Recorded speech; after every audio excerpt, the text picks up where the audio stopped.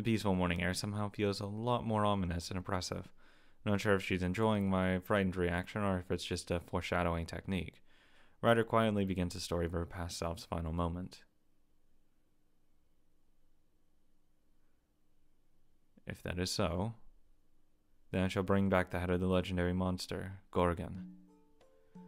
The soon-to-be king of Tyrannus? Tyrants? The future king of Mycenae? Perseus, said at the banquet. I keep forgetting how to pronounce these Greek fucking words. The warrior most favored by the gods in the Greek world. Perseus, the son of Zeus, the king of gods. On the day of the banquet, to prove his bravery and save his mother, he vowed to defeat the monster. The faraway solitary island was one of the places where those exiled by the gods lived. A hideous monster lurking at the end of the world. According to the rumors, it resided in the Titan's ruins, a place resembling the cunning evil of the Sirens, the chaotic disorder of the Chimeras. Once a glorious palace of the gods, there was not a trace of its former beauty left on the island. It is now a demonic realm, the likes of which cannot be found elsewhere. The name of that sacred place was the Shapeless Isle, a place not even birds visit, a hell on earth. 5 noble phantasms were given to Perseus. A pair of winged sandals so he could fly through the air. God, that would be awesome. A helmet that granted him invisibility to its wearer. A bronze shield polished like a mirror, the gift of the goddess Athena. A snake hunter's scythe, harp. And finally a bag to contain the monster's head. Cabesus? I think. No warrior in the history of Greece has ever been given this many noble phantasms. Yeah, he's fucking decked out. Perseus equipped himself to win and gather much information to aid him. A wealth of trustworthy weapons and a strategy to utilize them. Although he had never seen the foe nor even set foot in the demon's lair, he had not a speck of fear. Yeah, he's decked the fuck out. Until the day of battle. Until the moment he descended into that dark palace. The island was drastically different from what he had heard before. The sun did not shine, the air was stale, and all living things melted away. A hell that did not permit the very existence of life. A dark palace stained with blood. A place that would trick one into thinking that his time had already come and he had fallen into the afterlife. Although favored by the gods, Perseus, who had not yet to prove himself as a hero, could not bear the sight of it. Perseus ran deeper into the palace as if he were escaping. His dreams of slaying the monster gloriously were long gone. Alongside any longing for fame had long since left his mind. He only wanted one thing: find the monster, take its head, and escape from the island as quickly as possible. The stale air was burning his skin, and his feet were slowly melting away when they were touching the ground. Simply stopping would spell certain defeat. Thank God you don't have to touch the ground. The foolish challenger would perish as the monster slept quietly inside the palace. Holding his breath and suppressing the scream rising in his throat, Perseus hid in the shadow as he advanced. The palace was enormous. No, it was excessively huge. Seemingly enchanted, it had no beginning and no end. This terrifying palace only revealed Perseus' own insignificance. Yes, it is not that the palace was grand. It was just that Perseus, shivering and alone, was like a tiny insect to its inhabitant. And so, a few minutes, no hours later, the mirrored shield warned Perseus. The shield reflected the surroundings of its mirror-like surface. A detector of sorts, the shield shows the dark palace's layout, as well as Perseus' own heartbeat, and the heartbeat of a nearby monster, fast approaching. The view distorted. A grotesque creature emerged from the darkness, yet one cannot stare at it directly. Perseus used self-suggestion to force himself to look at nothing but the shield until the very end. It was already too late to back away. A fight was inevitable. Seconds later, Perseus flew through the air and issued his challenge to the monster. And then, he suddenly realized that something about the legend was off. The palace was inhabited by 3 beautiful sisters, but the shield showed only 2 heartbeats, his and the monster's in front of him. Then, the heartbeats of the petrifying snake princess's 2 sisters. Just where could they have disappeared to? A gigantic something came pulverizing the forest of stone statues in its way. That was the Gorgon, the monster Perseus sensed. Perseus threw a volley of curses. You damn gods, what use is this glory you promised me? There was no victory to be found in this fight from the beginning. The monster had already nearly matured enough to be called an evil god. On this impossible mission, the cleverest of noble phantasms were nothing but life-saving equipment, at best. It was not unlike a ship caught in a storm. Being toyed with by the ravaging waves, Perseus was struggling only to survive. There was no way to win, no weapons to defeat the enemy. A battle of attrition. It may have been impossible for a true hero, but Perseus, who had hoped to become one through his victory here, had no means to destroy the Gorgon. Perseus, who still possesses the nature of a human, the only way he can slay the Gorgon would be.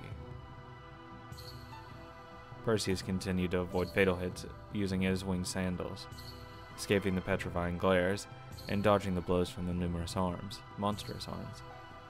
But that was all he could do. The monster did not feel threatened by this new offering. It was no more than a mere nuisance. Finally having enough of the fighting, it opened up its own palace. Breaker Gorgon. A giant magical barrier, a complement to the blood fort that enveloped the shapeless isle. Just as the blood fort enveloped the world, the Temple of Darkness sealed it. The person caught inside would have his consciousness imprisoned within the mind of the Gorgon, and would be rid of any abilities he might have had in the outside world. The Temple of Darkness, unlike the Mystic Eyes, only needed a steady supply of magic energy from the Gorgon to draw one in. Perseus had no way to avoid it. He had total control over him. The monster, without even focusing on the fight, could. And the only way to fell the monster is to let it encage itself.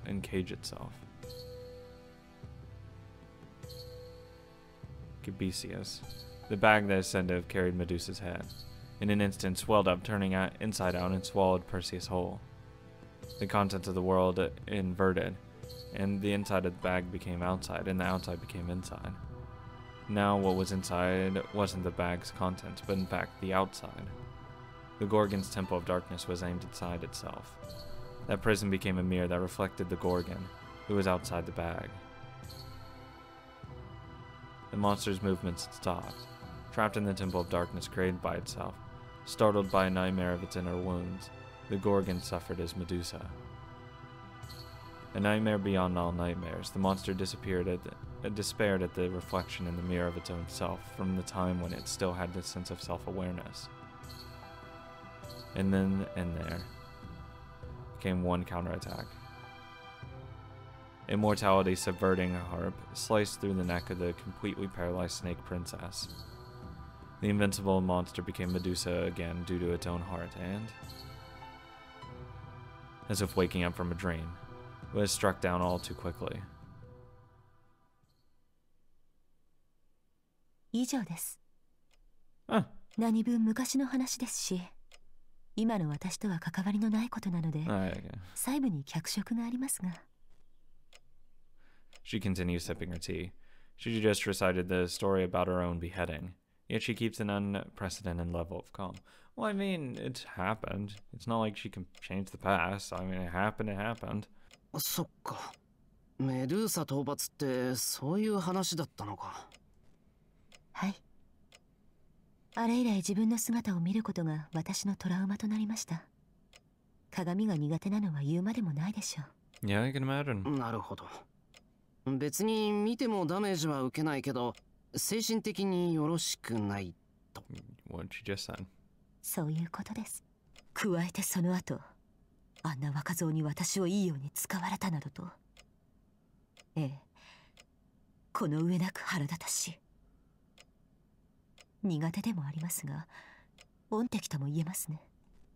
She mutters about having an urge to break every mirror she sees. Such an adolescence is an unusually emotional choice of words for a writer, though. No wonder she hates the fucking prick that killed her. 若造ってペルセウスのことだよな。Dude his first quest or whatever to be a hero or whatever. Come on. ライダーの話じゃ、そいつも犠牲者とまではいかないまでも、騙された側っぽいけど。ええ。そうですね。彼も神々に乗せられた一人でしょう。何しろあの時点の彼は私にとって家程度のものでしたから。 Who wasn't fooled by the 同 gods? 情の余地はあれ、憎しみを向けるほどのものではないのですが。ですが、個人的にどうしても好きになれません。後に立派な人物になりましたが、それでもです。どんなやつだったんだ？そうですね。彼がどんな人物だったかというと。Ryder thinks intently as if digging up his image from the depths of her memories. And not long after, she raises her head, seemingly surprised at the answer she came up with herself. 一言で言って成功した神事です。Ah, that conjures up an extremely clear image in my head. 全く実に気に食わない。これというのもあのキビシさえなかったら。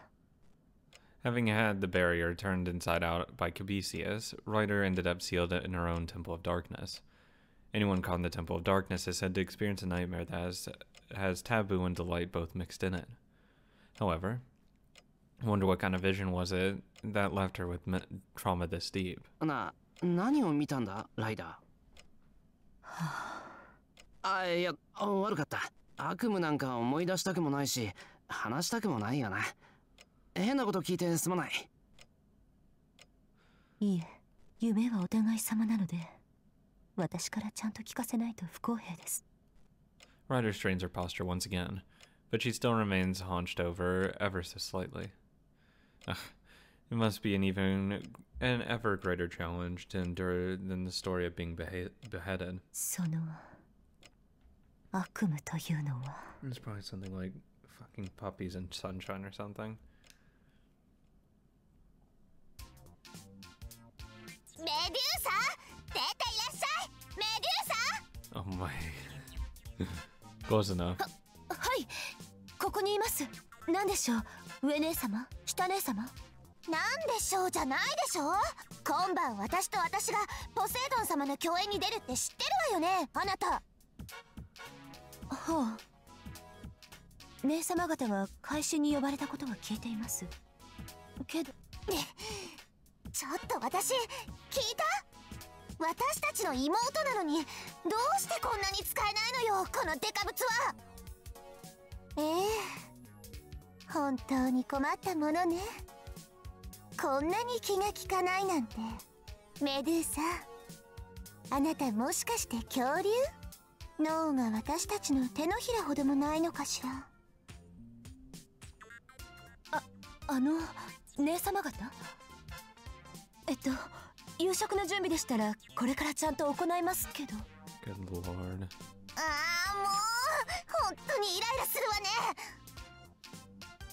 私たちの身支度は整っているかって聞いてるのよ。はい、支度はいたします。いたします？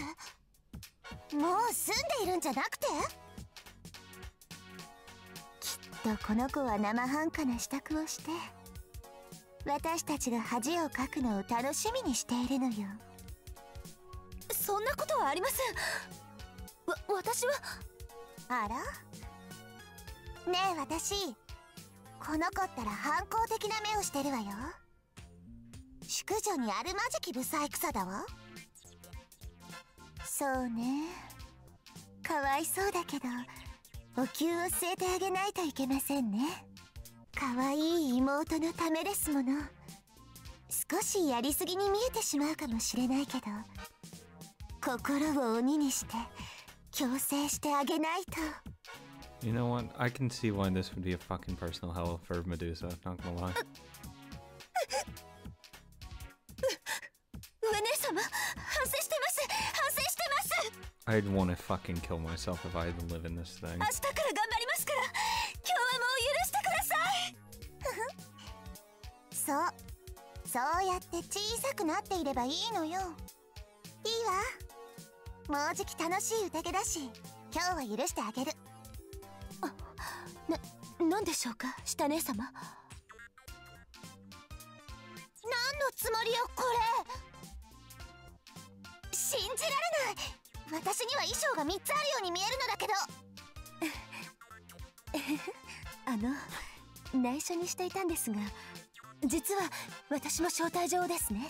ありえない。こんなものはこうよ。 You really ripping? ねえ様、どうしてできたばっかりのフリフリドレスの鱗おろしとかするんですか？私ったら本当に容赦がないんだから。 You're a bitch. かわいそうに。これじゃあもうメドゥーサは宴には出られないでしょうに。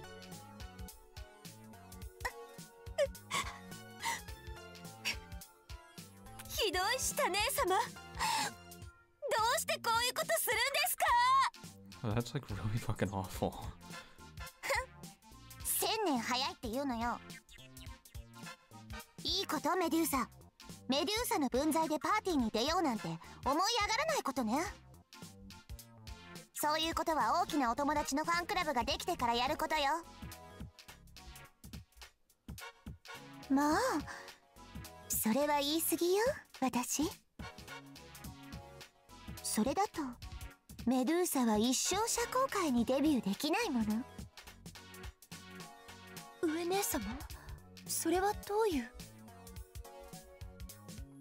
私の言うことがわかんないの？あなたみたいな大女に惚れるノロマはいないってことよ。というかそんなの私たちが許さないわ。あなたに似合う男なんてそうそういるもんですか。そうね。残念だけどメドゥーサに似合う殿方は希少でしょう。キス一つとってもロマンがないようではね。殿方に背伸びをさせるなんて女性として致命的ですよ。 She's not that tall. そんな、私だって好きで背が高いわけじゃ。というかそんなに背高くないと思うけど。精一杯体を縮めてその程度のくせに、悔しかったら私たちと同じになってみなさい。私たちだったら美しく抱き上げていただけるけど、あなたと来たら持ち上げられるのはアトラスくらいなものじゃない。ええ、でも彼でも腰を痛めますわね、きっと。I'm bigger than her, like by a large margin. She's not bigger than Archer, so. わかった？今のトレンドはコンパクト&スリムってこと。農工場みたいな大女なんてお呼びじゃないのよ。This eternal bully's awful though. ひどいです。そこまで言わなくても。泣いたところでダメ。あんたが上から涙を垂らしても男は天井から雨漏りがしたかって思うかもね。あらあら、そこまで言ってはかわいそうよ、私。知っていて、メドゥーサ、鏡を見ながらため息をついているの。メドゥーサらしい浅ましい努力だと思わない？だから私、今夜の宴でポセイドン様から王面の鏡を譲っていただこうと思っているの。それなら小さく可愛らしく見えるから。いいじゃない。ポセイドン様にお願いしてとびきり大きな鏡を作ってもらいましょう。もちろんポセイドン様に尋ねられたらこう答えるわ。お恥ずかしい話ですが、私どもの妹はまっとうな鏡を制止できない心の病なのですって。まあ素晴らしい。私たちってほんと妹思いのいい姉だわね、メドゥーサ。姉様方、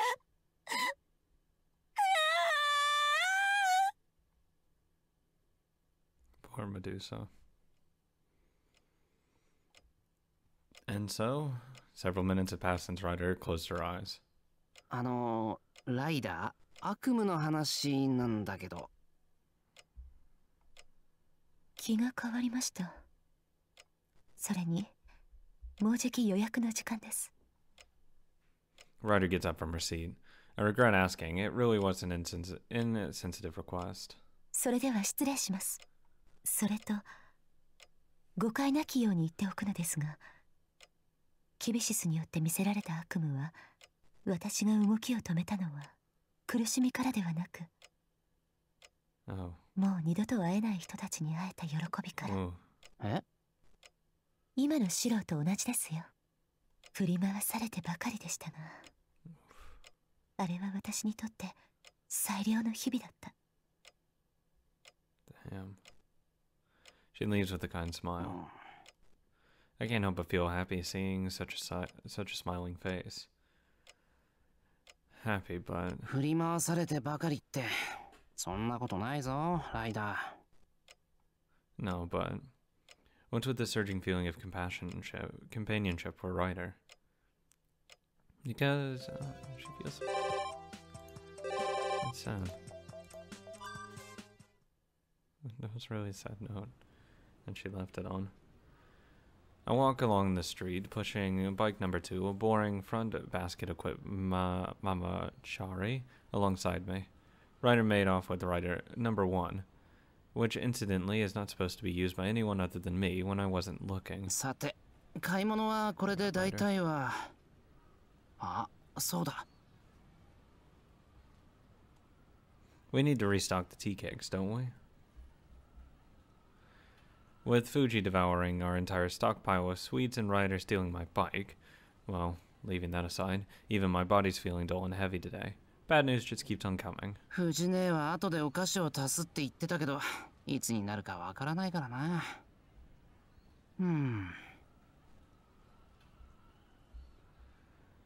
I double-checked the contents of my wallet. Today I was wise enough to shop during a timed sale, so there's still a bit of cash left. I guess I can head over to the Edomaya for this one. And sure enough, Edomaya is... Huh? あ、そうではないですか。Good talking, Saber. Good talking. セイバー、落ち着いて、まず口の中のものを飲み込もう。 Now this is rare. Saber, who naturally attracts attention, seldom goes out to eat sweets. シロ、夕食の買い物ですか？セイバーも珍しいな。商店街に一人で買い物に来るのも。When Saber goes shopping, I give her the wallet, but I'm pretty sure that this was not the case today. Where did she get that cash? あ、これはですね。とりあえず、俺も江戸前屋に買い物があるから、温かいうちに食べちゃってくれ。I get some obenyaki at the counter, one for everyone at the household. 先に一人だけでいただいてしまってすみません。ね、あれはセイバーの分だろ。って、財布渡してなかったけど、大丈夫だったのか？はい、タイガにいくらかいただきました。藤姉が？ Wasn't the last payday quite a long time ago? ええ、家で会ったタイガはいつになく上機嫌でした。これでおやつを外で食べてきてねと。Ah, so that's it. How it is. シロ、顔色が悪いのですが、どうかしたのでしょうか？いや、なんでもない。